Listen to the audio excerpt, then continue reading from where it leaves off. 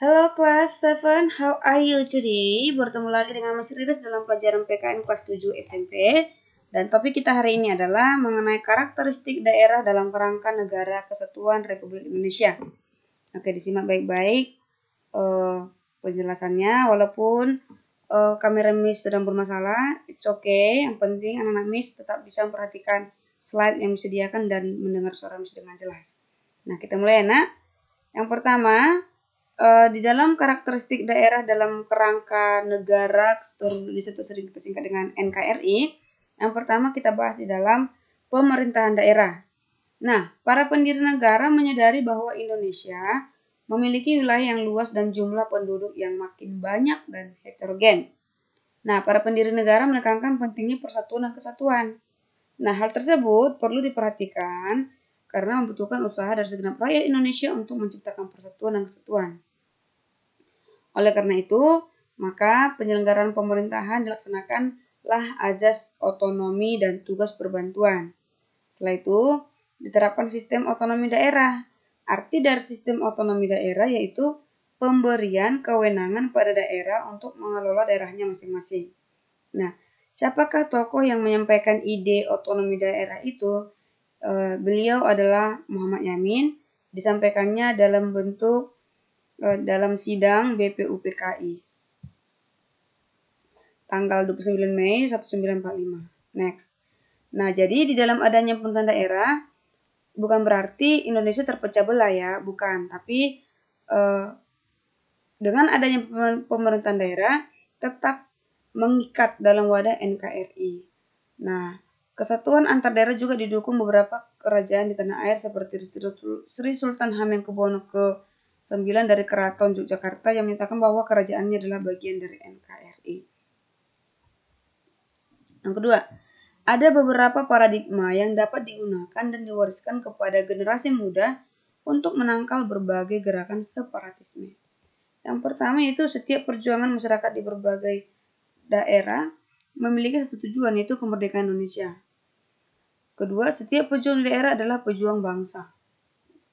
Ketiga, persatuan dan kesatuan adalah kekuatan bangsa untuk merebut dan mempertahankan kemerdekaan. NKRI adalah bentuk yang paling tepat bagi bangsa Indonesia.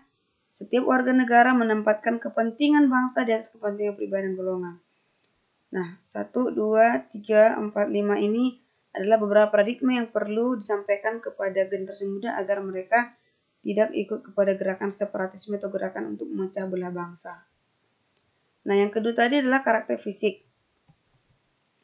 Oke, karakter fisik adalah sumber kekayaan alam yang dimiliki oleh bangsa Indonesia yang tersebar di seluruh wilayah Indonesia, yaitu seperti sumber daya alam, segala potensi alam, baik benda mati maupun benda hidup, yang ada di bumi dan yang dapat dimanfaatkan untuk memenuhi berbagai kebutuhan hidup manusia.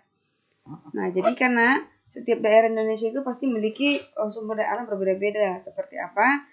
Di Pulau Jawa dan Sumatera itu padi, Pulau Jawa, Maluku, Papua, Sulawesi itu kakao atau coklat, di Pulau Bangka timah putih, di Jawa Timur dan Papua minyak bumi, di Sumatera, Jawa, Kalimantan, Papua adalah emas. Jadi berbeda tempat, berbeda juga sumber daya alamnya. Itu dia kalau dilihat dari karakter fisik. Nah, kalau dilihat dari karakter sosial budaya, yaitu di pasal 32 Undang-Undang Dasar 1945, negara menjamin keberadaan budaya lokal.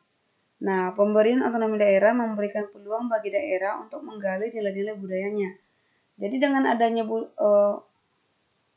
otonomi daerah, jadi diharapkan setiap pemerintah daerah dapat menggali atau melihat peluang atau potensi-potensi yang ada di daerahnya masing-masing atau nilai-nilai budayanya masing-masing.